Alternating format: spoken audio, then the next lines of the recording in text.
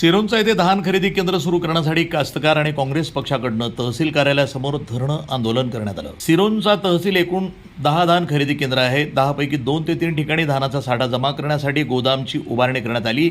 बाकी जागा खुल्या मैदानामध्ये धान खरेदी केली जाते। पावसाळी पीक खरेदी करण्यात आले आणि गोदाम आणि खुल्या मैदानात ठेवण्यात आले।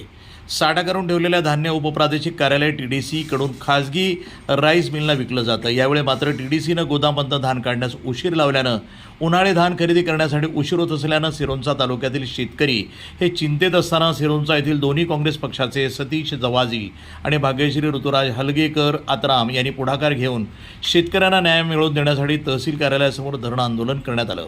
दिनांक 25 मे पासून धान खरेदीसाठी ऑनलाईन सुरू होणार आहे। प्रतिनिधी Suresh M. तिपट्टीवार, NTV news Marathi, Sironcha, Gadchiroli.